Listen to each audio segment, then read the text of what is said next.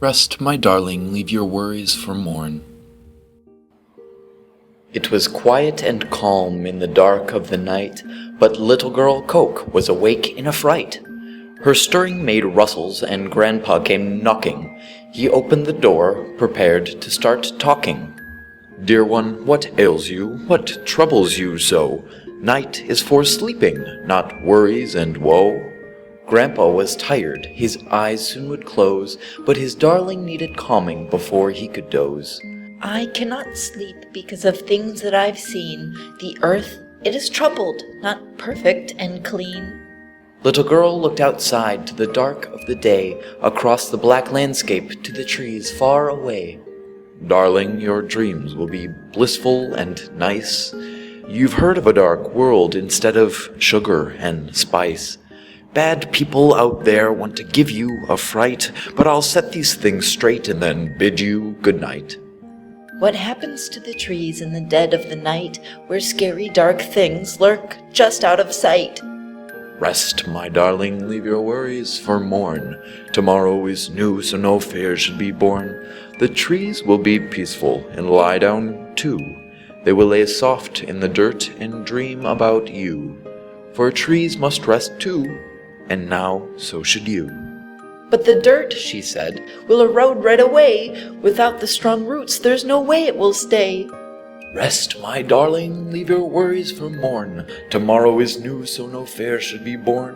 The dirt will be used for flowers and crops, soybeans and wheatgrass, sunflowers non-stop. The dirt will play host to a flora-full zoo, but the dirt must rest too, and now so should you." "But the flowers," she wondered, "of weather and pests, will the flowers stay living if insects infest?" "Rest, my darling, leave your worries for morn. Tomorrow is new, so no fear should be born. Farmers squirt flowers with pesticide spray. They weather all weather and keep bugs away. They close up and slumber and knock bugs dead too. For flowers must rest, and now so should you." "But the bees," she thought at the idea of spray, "the bees will die too, and their hives will decay." "Rest, my darling, leave your worries for morn. Tomorrow is new, so no fear should be born. The bees that survive are those healthy and strong, whose gene line is better and will help them live long. The bees will keep buzzing and stinging us too, but the bees must rest, and now so should you." "But the brown bears," she pondered, "their diets are honey. With fewer honey makers, will they reach winter hungry?" "Rest, my darling, leave your worries for morn. Tomorrow is new, so no fear should be born. Brown bears eat fish, their salmon, their trout, maybe mackerel too. Their food won't run out. But brown bears rest too, and now so should you."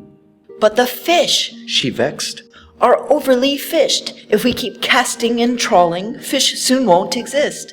"Rest, my darling, leave your worries for morn. Tomorrow is new, so no fear should be born. We raise our fish now like our chicken and cows. We grow them in farms, so we never run out.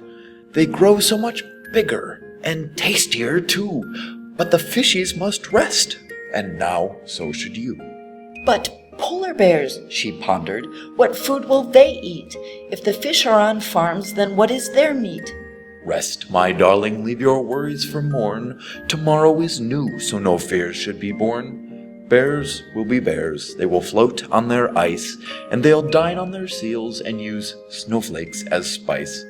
But polar bears rest too, and now so should you." "But the icebergs," she recalled from her lessons at school. "Climate change melts icebergs so they're no longer cool. The bears will go swimming and looking for food. Right into our cities, we're gonna be screwed." "What? Who told you that? Climate change is a myth.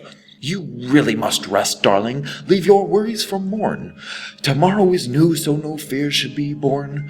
The ice may melt now while it's summer and warm, but freezes anew in next winter's storm.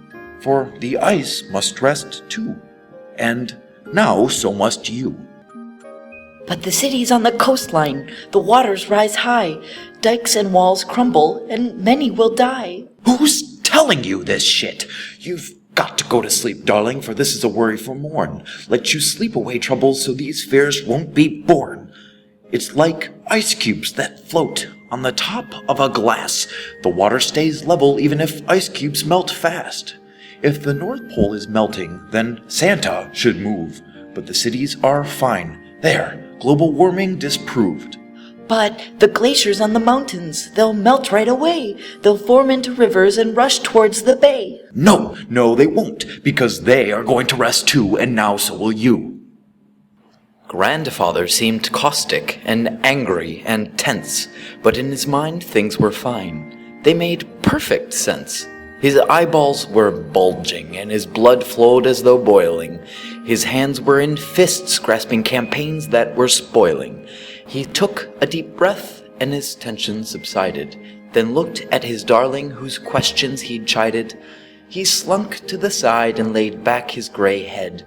This late evening struggle left him ready for bed. He fell right to sleep and soon started snoring, and little girl Coke sat restless for morning.